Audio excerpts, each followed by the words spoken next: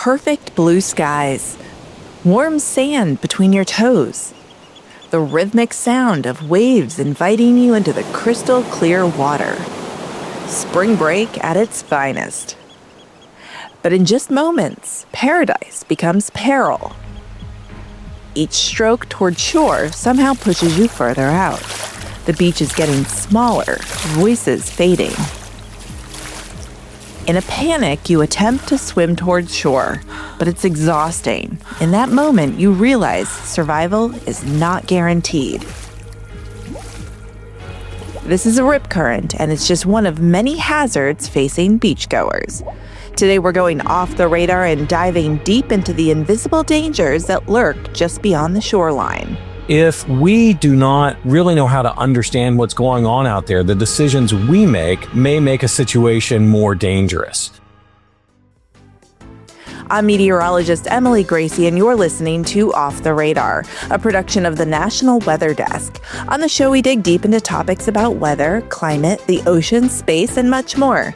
Our goal is to help you better understand the weather and to love it as much as we do. Weight loss. It needs to be fast and sustainable. Noom GLP-1 starts at just $149 and ships to your door in 7 days. Take it from Lauren, who lost 22 pounds on Noom.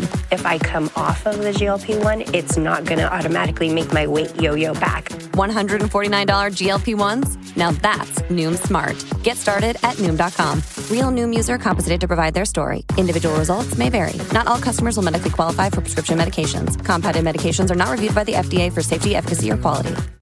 Bombas makes the most comfortable socks, underwear, and T-shirts. Warning, Bombas are so absurdly comfortable you may throw out all your other clothes. Sorry, do we legally have to say that? No, this is just how I talk, and I really love my Bombas. They do feel that good. And they do good, too. One item purchased equals one item donated. To feel good and do good, go to bombas.com/Wondery and use code WONDERY for 20% off your first purchase. That's BOMBAS.com/Wondery and use code WONDERY at checkout. Every year, thousands of beachgoers head to the coast excited for the surf and the sun. But beneath those beautiful blue waves lies potential killers that most people don't understand: rip currents. These powerful, narrow channels of water can drag even strong swimmers out to sea in minutes. Greg Dusek is a senior scientist with NOAA's National Ocean Service. Rip currents are caused by waves. So anywhere you have breaking waves, you can have rip currents. And so that means, along all your ocean coastlines, of course, but then also in the Great Lakes, which a lot of people don't think about.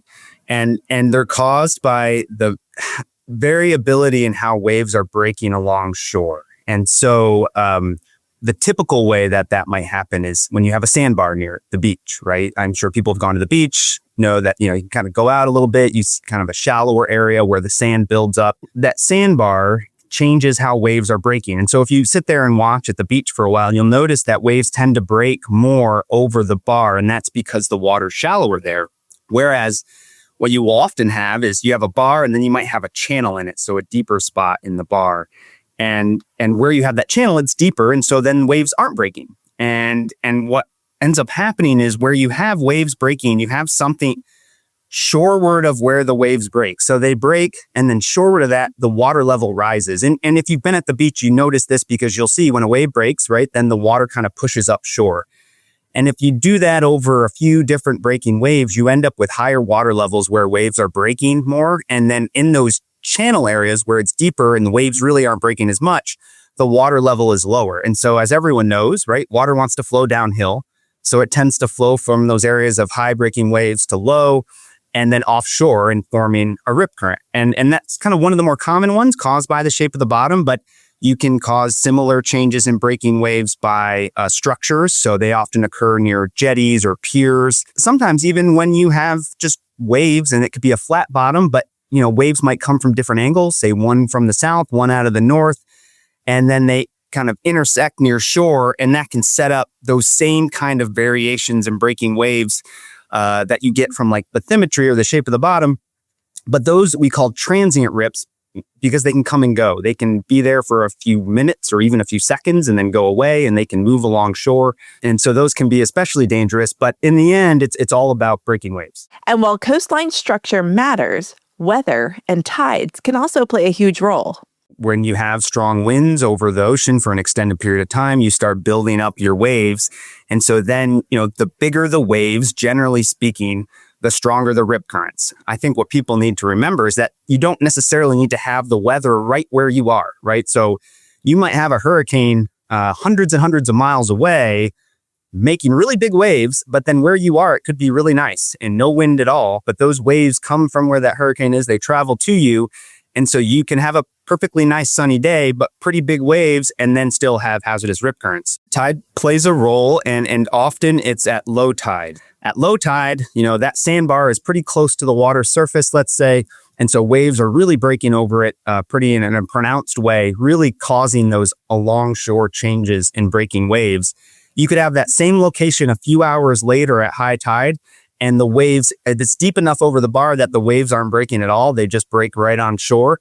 And then you can have no rip currents. So you can have times at the beach where, you might show up in the morning, it's at high tide, there's no rip currents, you think it's safe. Well, a few hours later, the tide drops, waves start breaking over that sandbar, and you could have a really strong rip and a potential hazard. So things can change rapidly, and the tide is definitely one of the reasons why.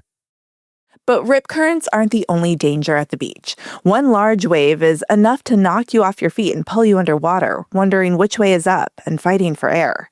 So today, I'm going to talk with an ocean safety expert, Bruckner Chase.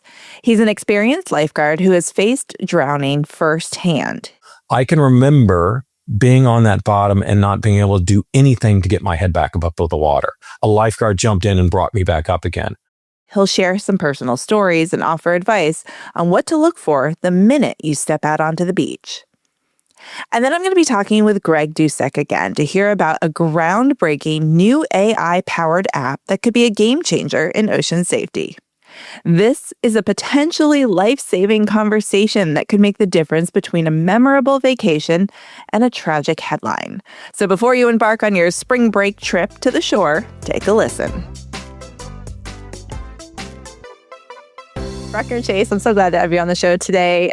This is such an important topic at such an important time of year. You and I go way back at this point. I feel like I've talked to you so much about this, but kind of on a personal level, like we've gone swimming together and I've learned a lot from you in the ocean. So I want you to share your knowledge with our listeners today too, and kind of talk about what we need to know going into spring break, because that is coming up. Tell me a little bit about you first and your background and what it is you do. It's always a loaded but exciting question. I used to work on the more corporate side of things, and then a while back, I got pulled into doing some stuff with the part of NOAA that oversees our special marine sanctuary areas, marine protected areas, national marine sanctuaries. And that led me to doing some work in American Samoa, where we were hoping, or one of the goals was to connect people to these amazing places, American Samoa being one of them, but also help make people more confident and comfortable in the water. In American Samoa, there wasn't a lot of infrastructure to teach swimming lessons and have people become more proficient at actually moving through the water and stuff. So we were down there sharing some tools so that when they're on a beach by themselves with no lifeguards or no one else around, they can make good decisions to protect themselves and protect family.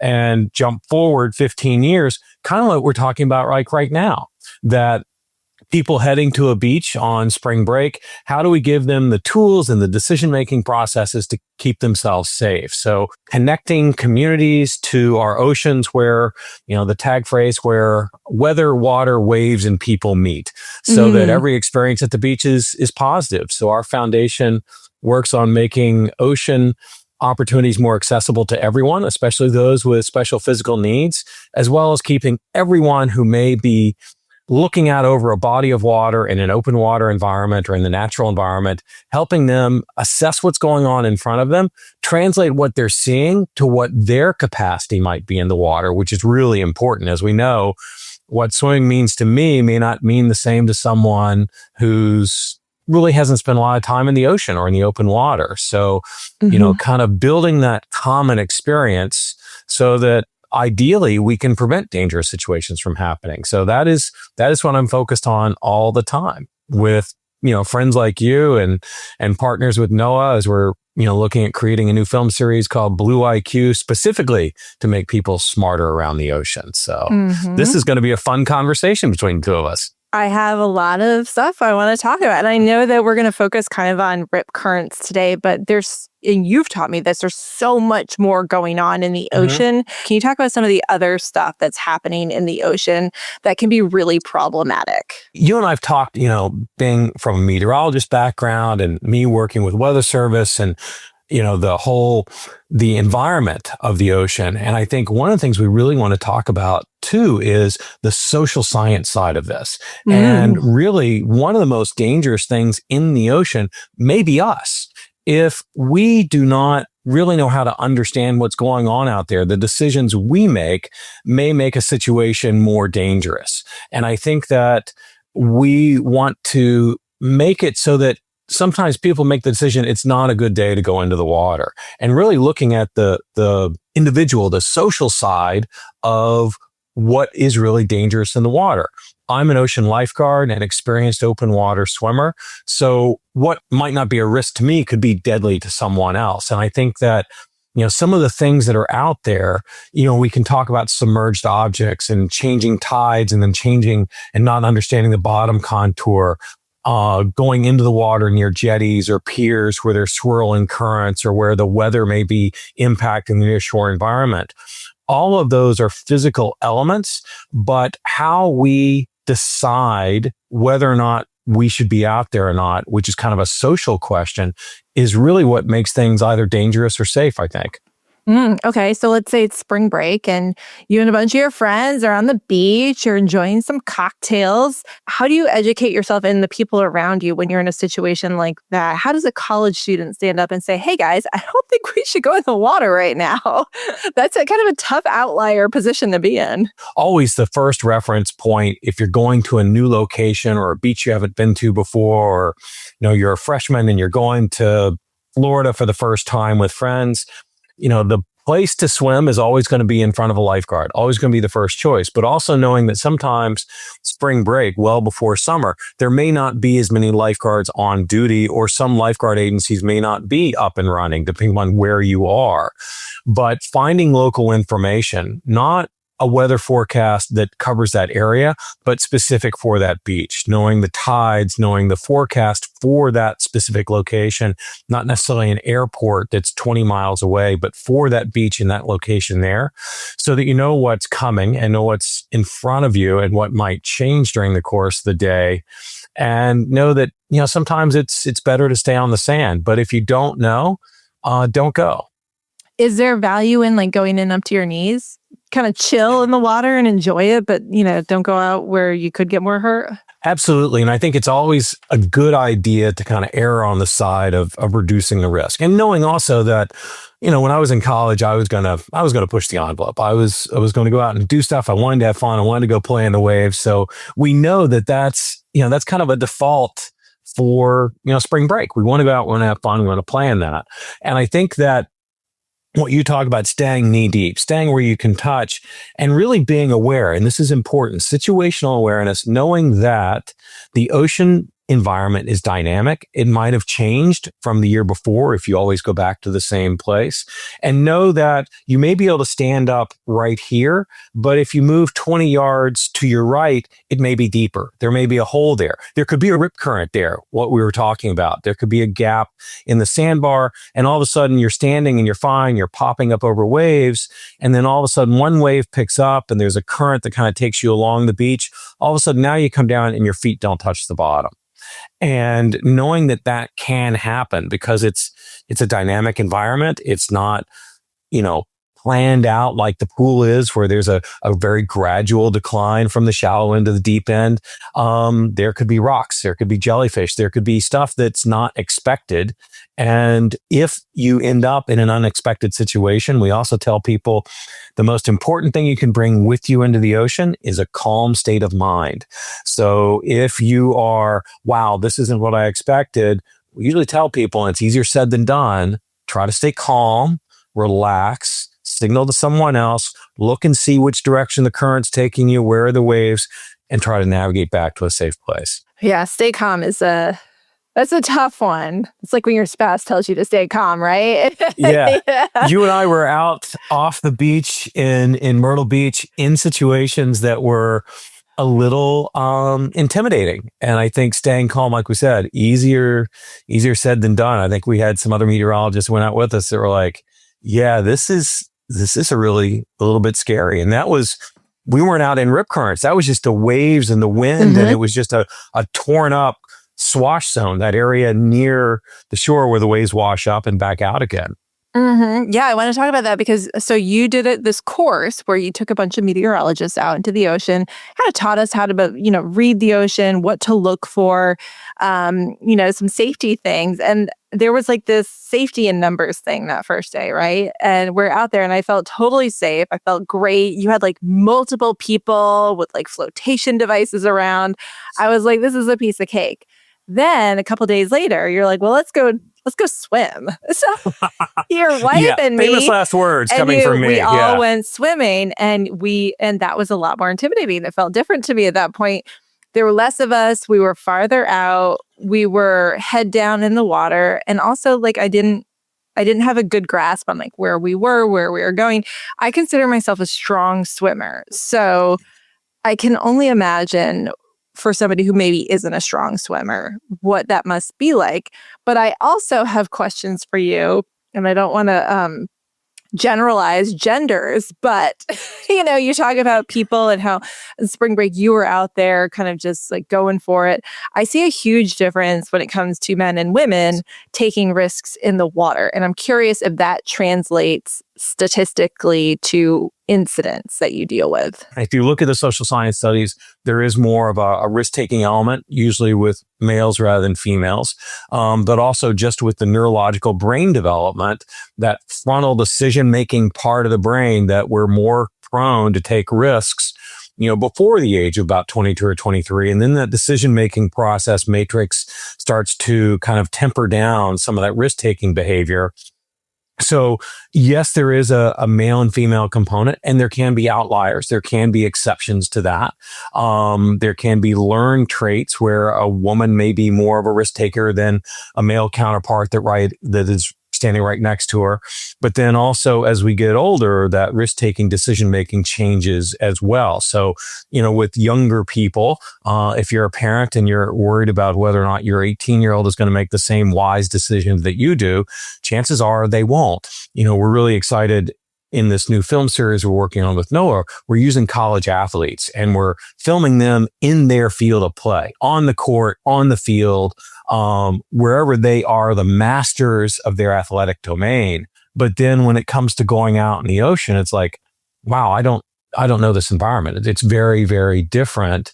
And no matter how fit and strong and experienced you may be, as a high school or college athlete or someone who's really fit and really strong in a land-based activity, it may not translate into an ocean environment. And that's the same for swimmers as well, like what you were talking about.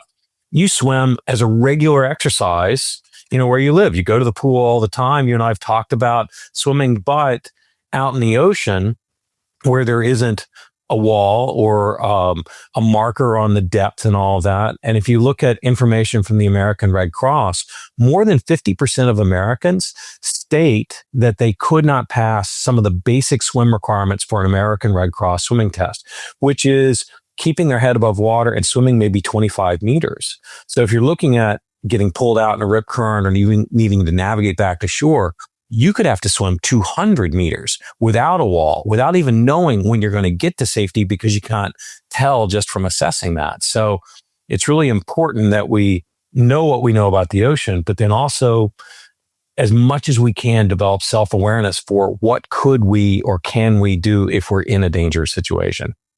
And it's interesting you say 200 meters. For me, I think, okay, well, that's nothing. I do that no problem all the time. But there is such a huge difference in swimming 200 meters panicked versus not panicked. Like that calm 200 meters, no problem. But like when we were out swimming in the ocean, and I'm not an open water swimmer by any means, it was exhausting. And we went so much of a shorter distance than what I'm used to.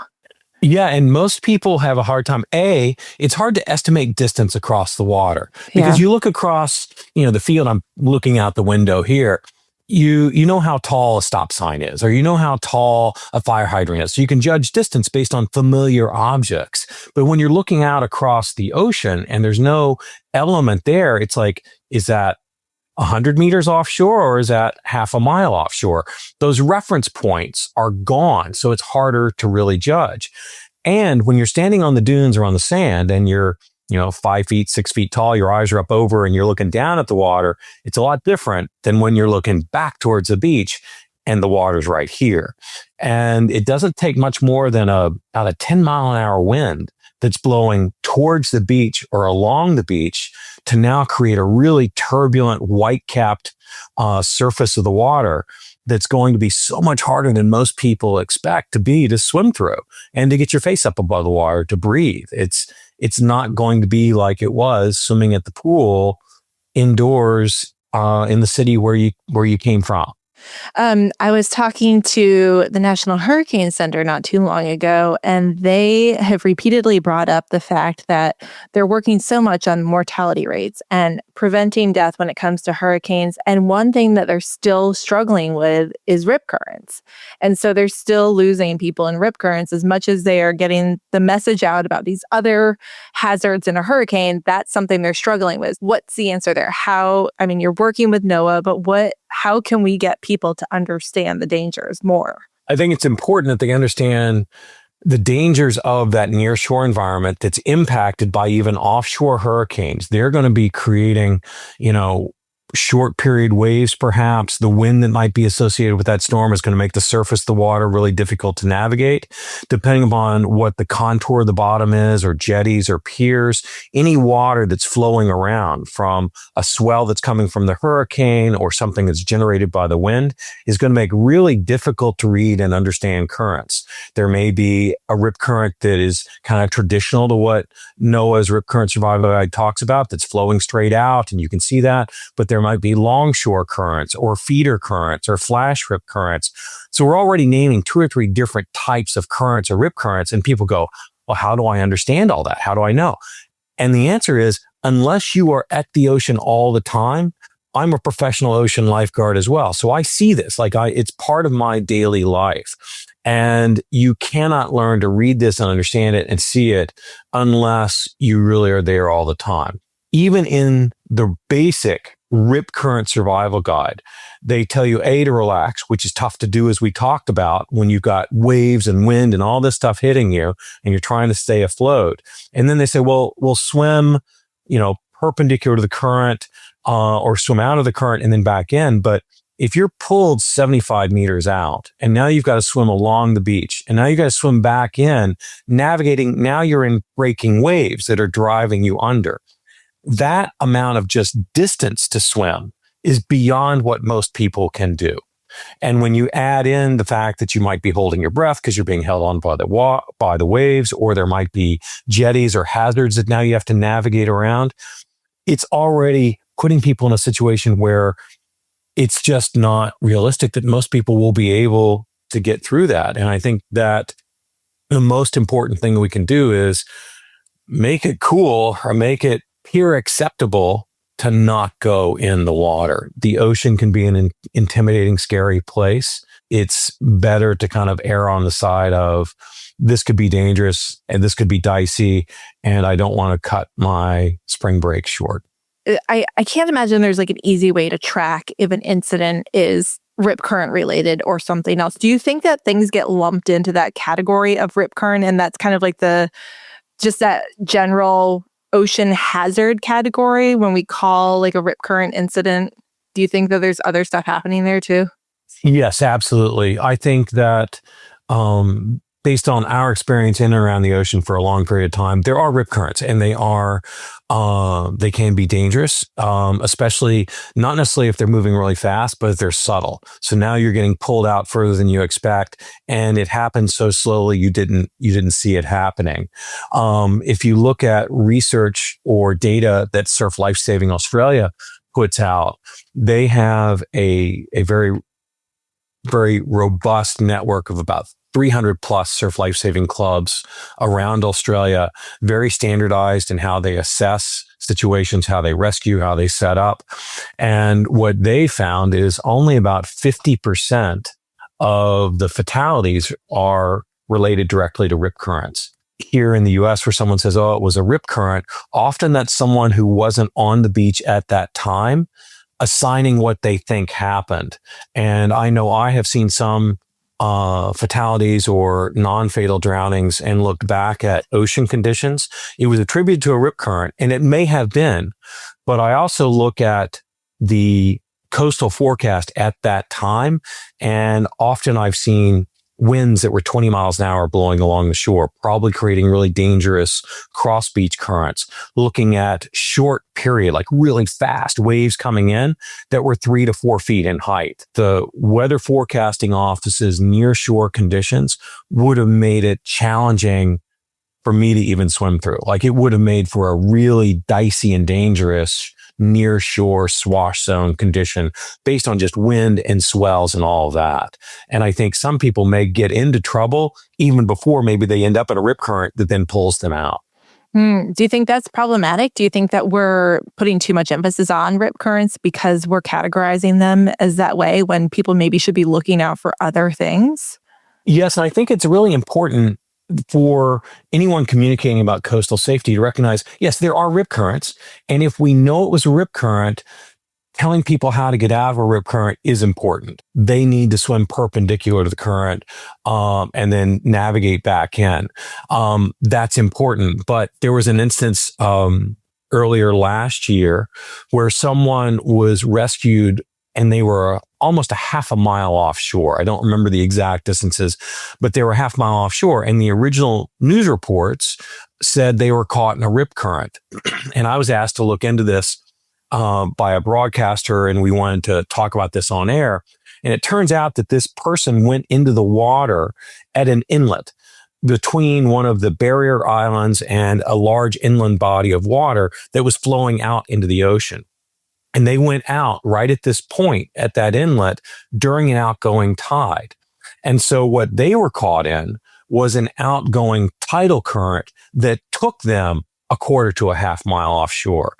Also in the Pacific Northwest, there was a drowning that was attributed to a rip current, where really in the Pacific Northwest, if you are going to the beach to walk around and just look at the tide pools and explore that nearshore environment, they have sneaker waves, which are larger ocean waves that come much further up the beach than most people are experiencing as they're walking along. They may travel 100 meters further up the beach and then sweep everything in their path back out into the ocean. So it probably wasn't a rip current, but if it was that they eventually got into, now you're fully clothed in jeans and a jacket in 54-degree water where you may not even have a beach to swim back to because it's a cliff right next to where you got pulled out to. So I think it's really important for meteorologists and communicators to go, if it was a rip current, this is how you get out of a rip current. If it was a tidal current, there was this. If it was Pacific Northwest and a sneaker wave, this is how you get out of that, because the goal should always be, how do we stop this incident from happening again? Sometimes I feel like people don't get it until they know someone or see something really bad happen. You're a lifeguard. You have been for a long time. Is there any incident that you've been involved in that you want to share with us that might get that point across of just how dangerous things can be, even if they don't seem like they're going to be? Yeah. Before the age of 10, I was rescued from drowning twice. And the first time I was probably 5 or 6 years old, I fell off a dock into a lake by a marina. And this was after I'd had swim lessons in a pool. Swim lessons help. It's important that everyone have access to learn how to swim. But what's also really important, and we see some countries like Canada focusing not on teaching someone how to swim competitive strokes, but survival swimming. What do you do if you end up in the water when you didn't mean to be there? That happened in a lake environment, and then also in a pool environment. I was holding onto a float. Someone pulled the float away from me. I went straight to the bottom. I can remember being on that bottom and not being able to do anything to get my head back above the water. A lifeguard jumped in and brought me back up again. That was over 40 years ago. And I remember that feeling and that experience.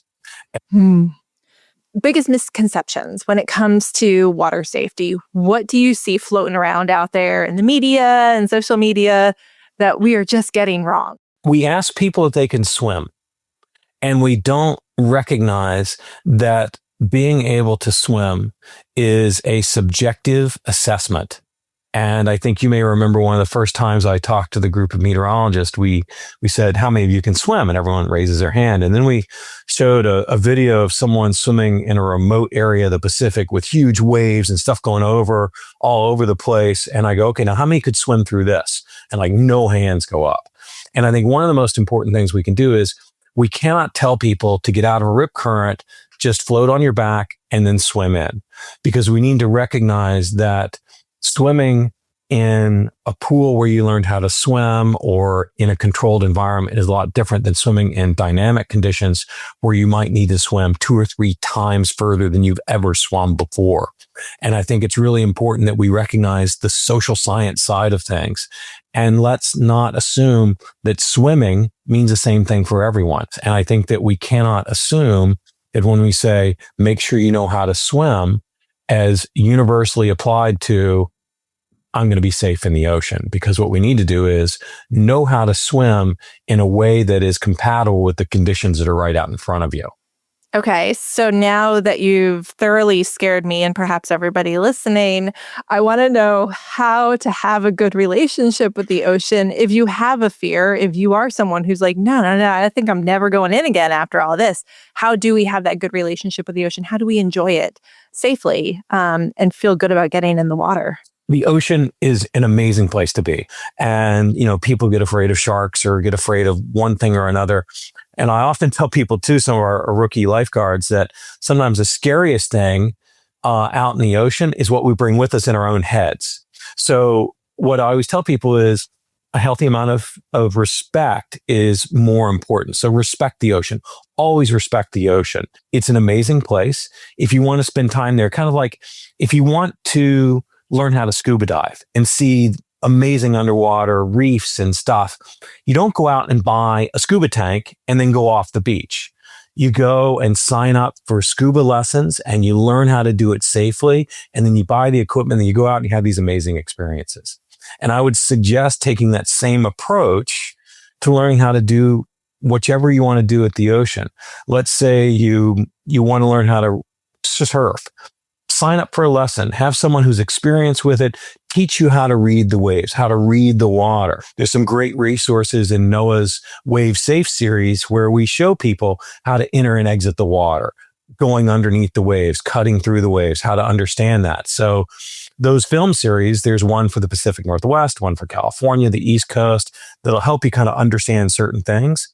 But the ocean is an amazing place. Going to the beach is an amazing way to spend spring break. And if you do it and just make sure that you're self-aware and then aware of the changing environment and respect it all the time, it's a blast.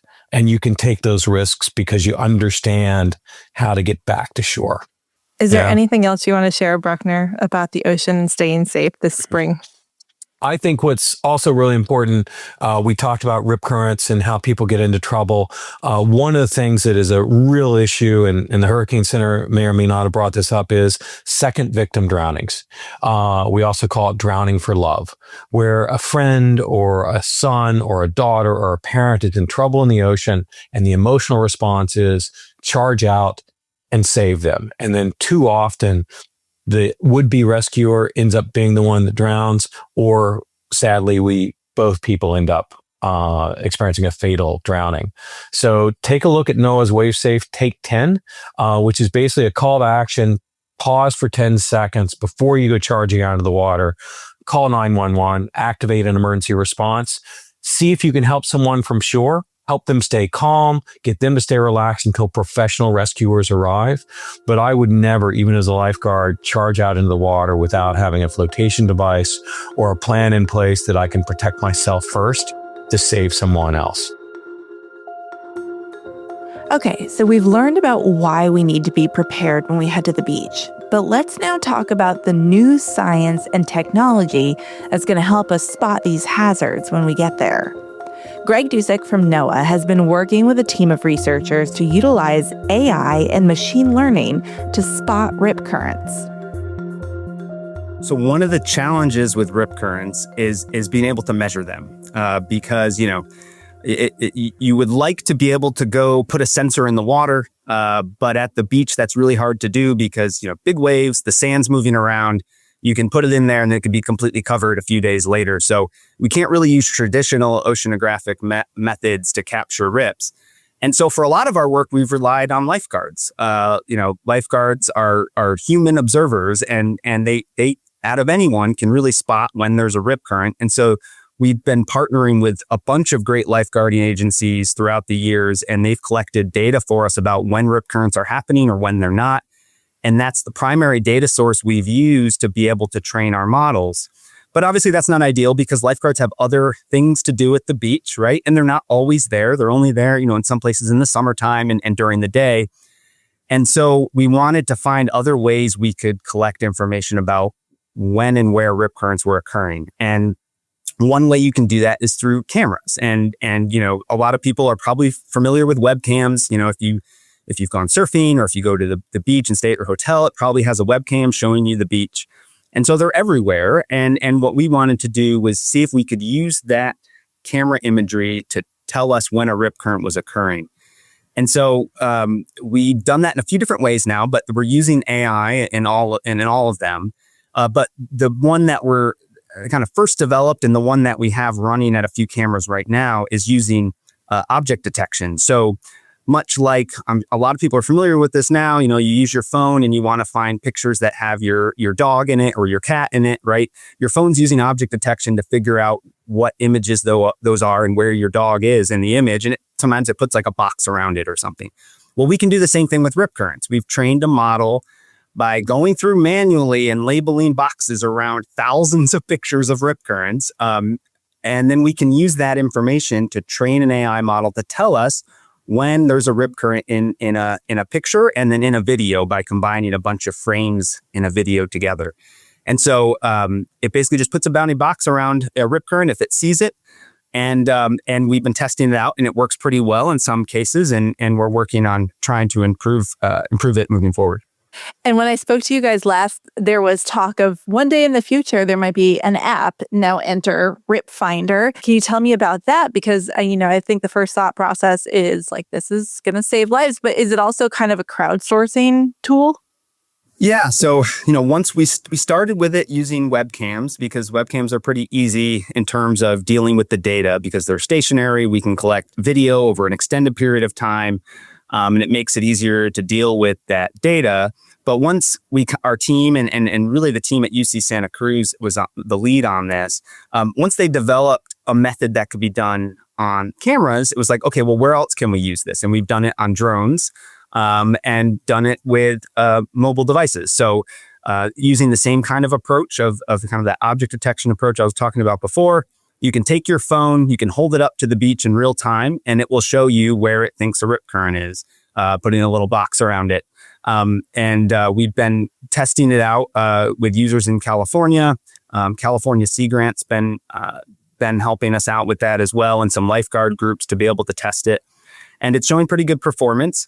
And what we would like to do is, I think, not necessarily use it for, people shouldn't be making public safety life-saving choices based off the app. But what we want to do is try to give a way for people to see a rip current and then be able to understand what that looks like in real life. So if they're standing there at the beach, okay, these are features I need to be worried about, and hopefully just have another way to reach people while they're at the beach and give them more information about what a rip current looks like and how they can identify them. Cool. So it's kind of in the testing phase now. Is there a thought process time-wise on when this may actually be something the public uses? They're hoping to roll it out for public testing at some point in the near future.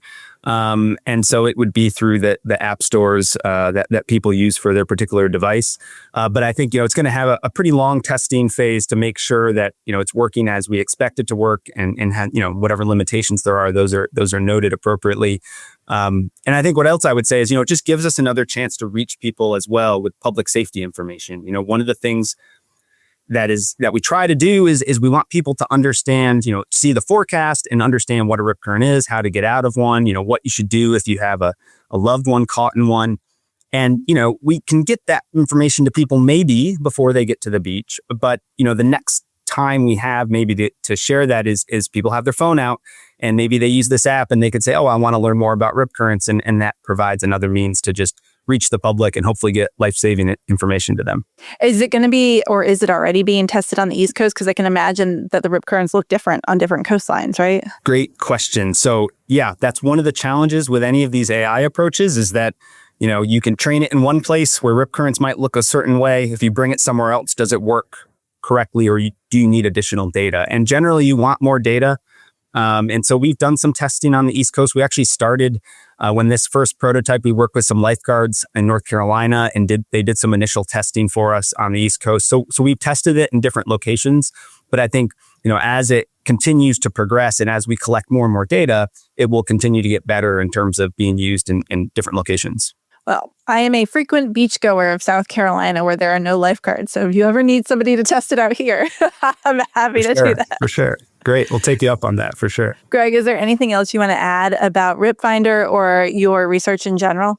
Well, I guess I would just say, I think this type of research, just points to the value of NOAA and what we're able to do by not just providing public safety information, but working with, academic, nonprofit, private industry partners and fund really innovative work like this, which otherwise might not be possible. So, we're able to make, I think, really important advancements with our partners and hopefully then, that information benefits the public and increases awareness about hazards like rip currents and reduces drownings and potential fatalities. Awesome. Greg, thank you so much for your time today. Sure thing. Thanks for having me. Off the Radar is a production of the National Weather Desk. Make sure you're following the show on Apple Podcasts, Spotify, or wherever you listen to podcasts. New episodes publish every Tuesday. Also, Off the Radar is now on Instagram. Make sure you give us a follow so you can see snippets from the show, as well as lots of other great weather and climate content. Thank you to Bruckner Chase for his time and expertise today.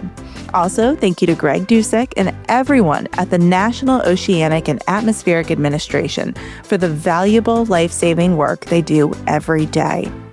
Thanks to the National Weather Desk and Sinclair Broadcast Group for their ongoing support of the podcast, as well as my associate producer, Brian Petrus, for his help on today's episode. I'm meteorologist Emily Gracie. Make it a great day.